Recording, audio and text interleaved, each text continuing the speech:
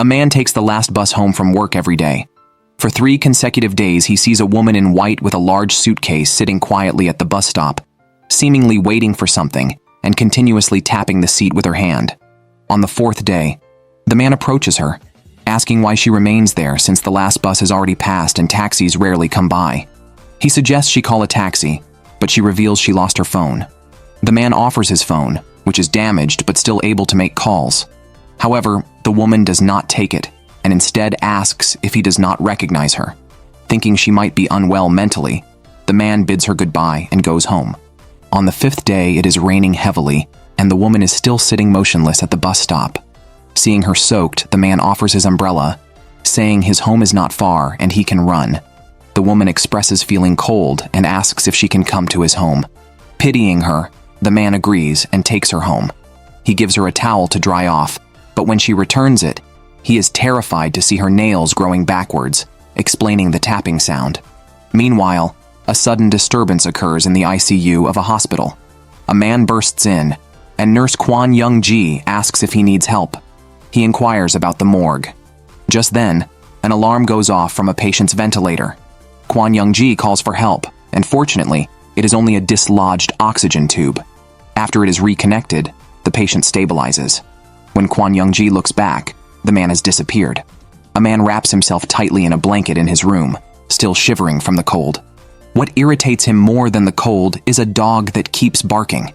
He opens the door and yells for the dog to stop, as the noise is driving him to the brink of collapse. But how could a dog understand his words? The man, named Jung Won-young, owns a lighting store that only opens at night. The store attracts a variety of customers. Some come specifically to buy bulbs, while others just browse and leave. This includes a man asking about the morgue and another continually disturbed by the dog's barking, a woman in wet red heels, and Hyun-ju, a student who must buy a bulb every day after school. Hyun-ju is a regular and knows the store owner well. They often chat before she heads home. One day, Hyun-ju tells the owner she might have seen a ghost. It was too dark to see clearly, but she's sure it wasn't a normal person. The owner suggests that she might be seeing strangers that others cannot, who blend into the crowd but have some distinct differences. He advises that if she encounters strange people, she should pretend not to see them.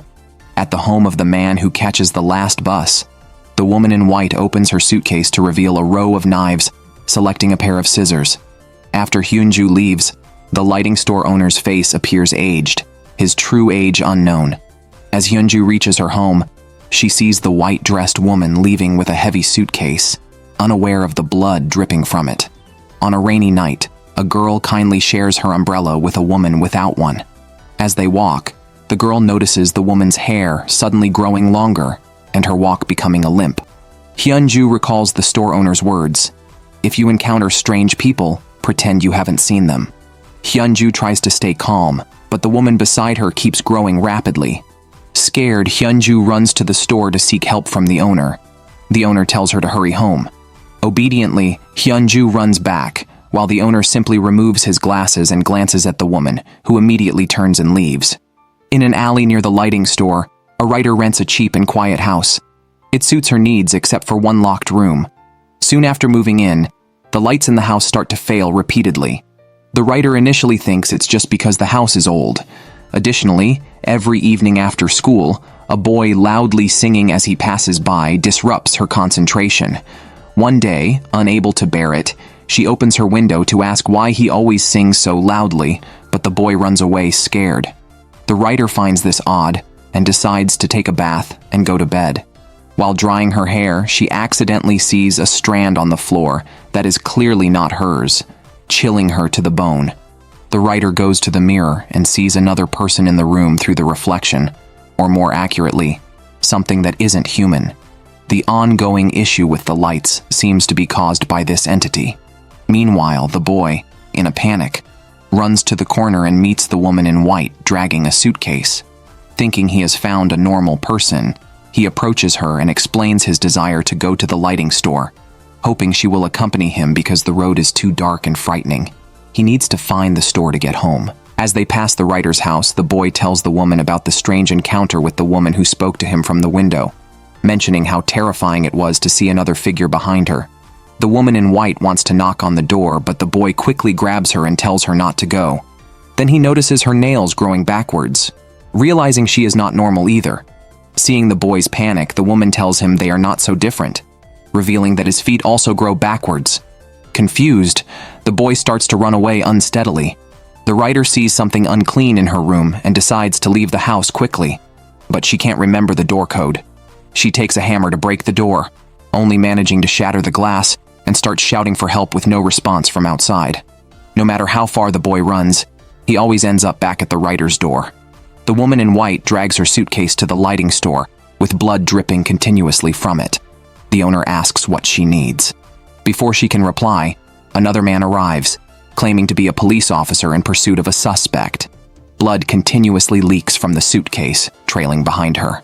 Police officer Yang Xiong-sik, also in the store, witnesses the scene. Yang Xiong-sik calls out to her, and the woman in white feels a sudden tightness. Unexpectedly, Yang Xiong-sik takes off his raincoat and drapes it over her, mistaking her situation for menstruation. The woman in white leaves the store with her suitcase, while Yang Xiong-sik turns back to ask the owner if he has seen the suspect. He describes the suspect's eyes as peculiar, reacting to bright light like a cat's.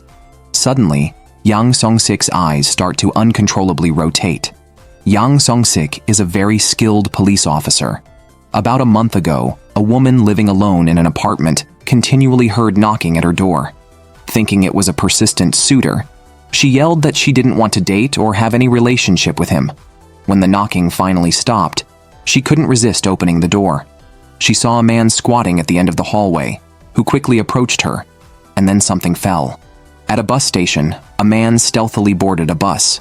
Hearing the driver announce the imminent departure, he felt relieved. However, just as the bus doors closed, Yang Xiong-sik appeared beside the bus. The man had to put on a hat. Yang Xiong-sik ordered everyone off the bus, and the man tried to hide behind the seat.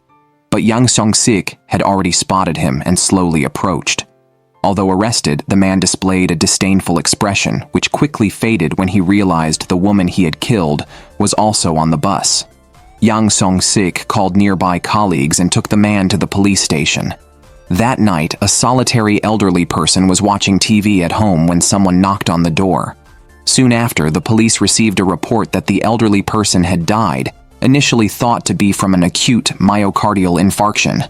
However, Yang Xiong-sik suspected otherwise. The elderly person's face showed no sign of pain, and although right-handed, the remote was on the left side with only the channel button worn. The TV was playing a recorded program. While eating jjajangmyeon, Yang Xiong-sik accidentally got sauce on his hand, leading to a realization. The supposed age spot near the elderly person's mouth was actually jjajangmyeon sauce. A rectangular mark on the floor likely came from a delivery box of jjajangmyeon, indicating someone had visited shortly before the death. Yang Xiong-sik began visiting nearby noodle shops and eventually focused on one particular restaurant. This store is strange. It has no delivery app and no phone number on the noodle shop's sign, yet the owner often delivers food himself. Yang Xiong-sik asked the owner if he was responsible for the elderly man's death, but the owner denied knowing anything about it. Despite lacking evidence, Yang Xiong-sik was sure the owner was involved in the death and kept a close eye on him. One evening, Yang Xiong-sik caught the owner chasing a woman. He leapt forward and stopped him, restraining the owner and questioning if he planned to continue killing. The owner was surprised and asked how Yang Xiong-sik could see the woman. When Yang Xiong-sik asked if the woman was hurt, she slowly stood up and turned around. She was the woman who had been killed earlier. The owner then pushed Yang Xiong-sik away and tried to flee, but was stopped. The two struggled, and Yang Xiong-sik noticed the owner's eyes had changed color, resembling a cat's. Yang Xiong-sik then went to a lighting store. Meanwhile, two critically injured car accident victims arrived at the hospital, and the head nurse prepared beds. A woman was arranging clothes for the deceased when the body suddenly made a noise, startling her. She quickly called the mortician, who calmed her by explaining it was just gas escaping the body. To ease her nerves, the mortician suggested she step outside for air. Once she left, the mortician calmly began trimming the deceased's nails and conversed with them. Having been a mortician for many years, he could hear the voices of the dead. He patiently advised the deceased that death was not the end, but a journey to a new place. After arranging everything, the mortician placed the deceased in the morgue drawer, telling her to rest there until he could return after completing the procedures. Elsewhere, Kwon Young-ji, working the night shift, arrived at the hospital and met an older man in the elevator. She asked which floor he needed, and he replied the 8th floor. Kwon Young-ji informed him that the 8th floor housed critical patients and was closed to visitors at night. The man then asked if these patients would wake up. Kwon Young-ji responded that she couldn't guarantee their awakening as it depended on the patient's will. Hearing this, the man began to cry bitterly, his tears flowing more fiercely than a downpour. The water level in the elevator rose rapidly with his sobbing, soon submerging Kwon Young-ji. Fortunately, the elevator reached the 8th floor, and as the doors opened, the man and the tears disappeared. After a severe car accident, Kwon Young-ji awoke with the ability to see people invisible to others, eventually realizing these were individuals teetering between life and death. That day, Hyunju returned home from school to find her mother sitting in the dark living room, silent despite her attempts at conversation. Her mother remained quiet because the mortician had stuffed cotton in her mouth. Her body lay motionless at her funeral. Unbeknownst to Hyunju, someone stood motionlessly at her doorstep, watching her.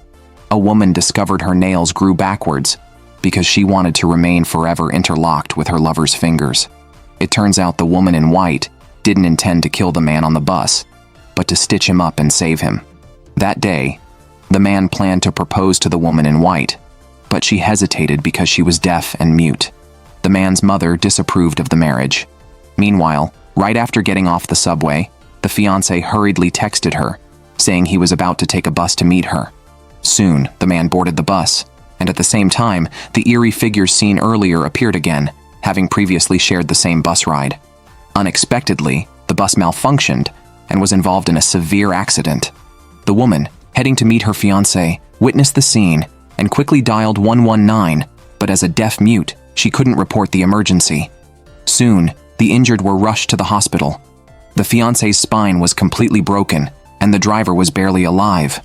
When the woman arrived at the hospital, her fiancé was near death. To her distress, the mother blamed her for her son's imminent death.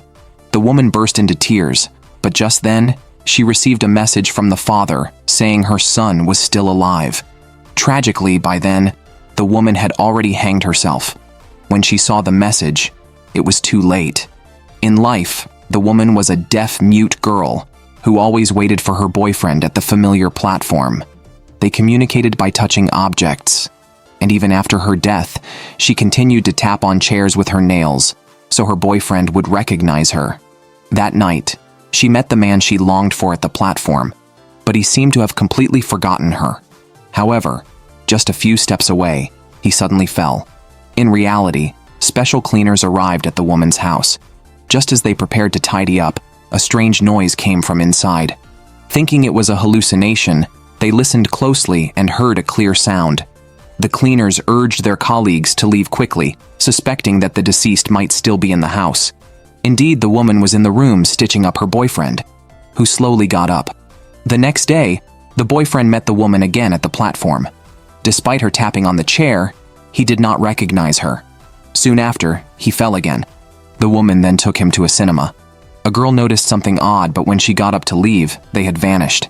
Meanwhile, the woman continued to stitch up her boyfriend, hoping to revive him by repeatedly exerting all her strength. Just as the girl entered the elevator, she saw a blood-covered man and ran in panic, but the man relentlessly followed her. It turned out he was the neighbor next door. Relieved, the girl relaxed, but then he suddenly stopped her to ask when she had moved in, as he couldn't remember anything from before. As the girl was about to answer, the man's body suddenly bent in half. Terrified, she quickly hid at home and peeked through the door crack.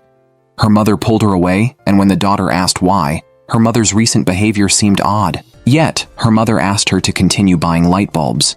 The daughter complained about her mother's lack of care, feeling isolated with no friends or classmates to talk to. Meanwhile, the mother felt helpless, not knowing how to explain the truth to her daughter. That night, Yang Xiongshik, a former excellent detective, discovered his broken lighter suddenly working again. His wife was 4 months pregnant, but her belly wasn't showing, which the doctor explained was due to a missed miscarriage. The news deeply saddened him, especially since he had already chosen a name for the child. but apologized to his wife for his constant absence due to work. Since his death and arrival in this alley, he realized he couldn't leave, and it was perpetually night here, with frequent unexplained falls. He hurried to a lighting store, questioning his surroundings for the first time. The store owner, silent, just removed his glasses, revealing cat-like eyes. It turned out the alley near the lighting store was actually the River Styx, and the owner was the ferryman of souls. Years ago, a sudden landslide buried a boss and his daughter under the rubble.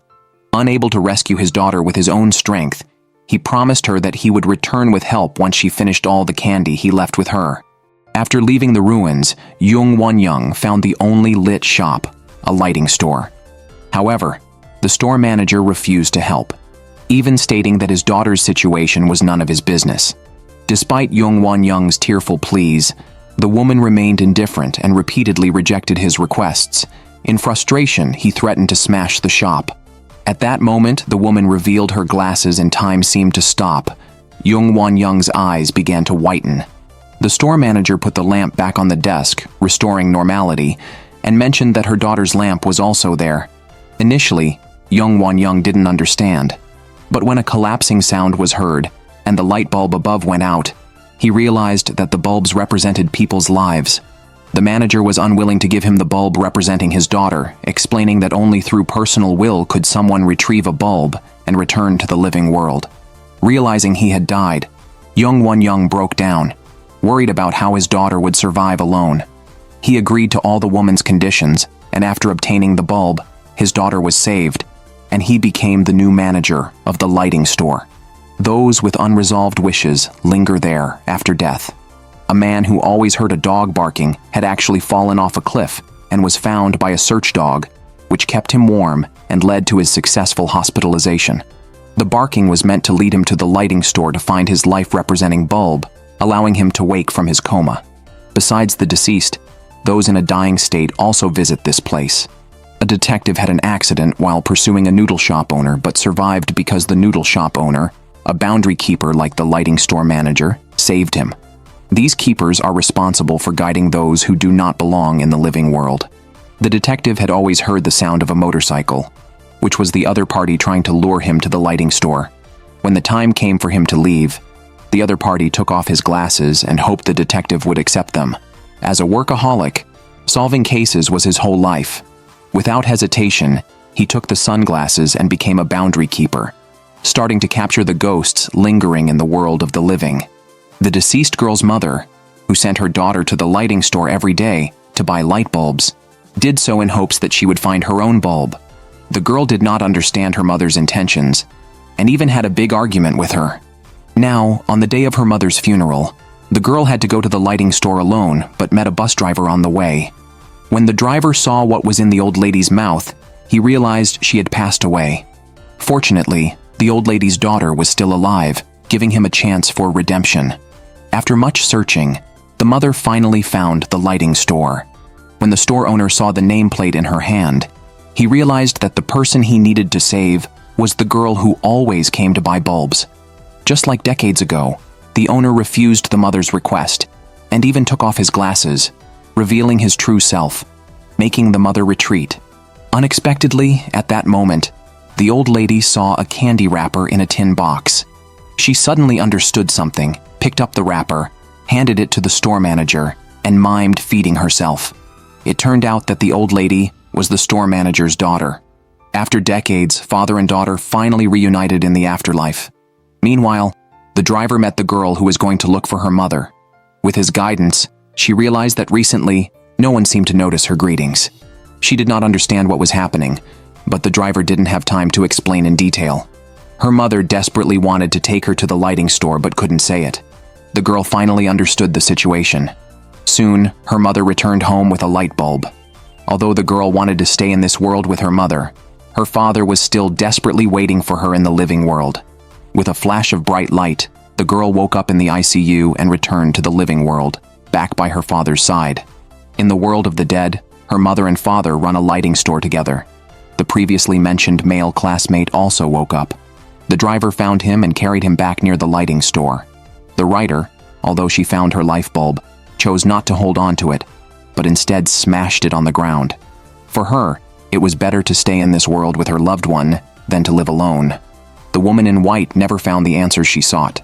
She repeatedly tried to stitch her fiancé's broken body together, but each time he failed to recognize her. As the day of the funeral approached, she confronted him on a bus, asking why he did not remember her, and if it was because he never loved her. As she spoke, she tore open her shirt to reveal her stitched wounds. Only then did her boyfriend recall who she was. Unsure of what to do, the man could only apologize repeatedly.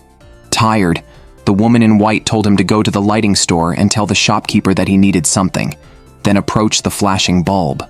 However, when she saw her fiancé find the bulb, she regretted it. He returned to the living world but was haunted by memories of the lighting store, unable to differentiate between day and night, especially troubled by the messages from his girlfriend on his phone. He couldn't remember how his girlfriend died. A psychiatrist advised him to throw away the old phone, to cut ties with the past and recover. He went to the site of the bus accident and threw the phone off a bridge. Yet, the woman in white's obsession did not fade. The mortician lifted the shroud and found her nails still growing, his expression turning grave. Meanwhile, the normally stable hallway light started flickering. The man waved his hand, trying to reactivate the sensor light. But in the next moment, the woman in white appeared in his hand. Back in the lighting store, someone delivered a large box of bulbs, indicating new visitors were coming. It remained to be seen whether they would become residents or just passers-by in this place.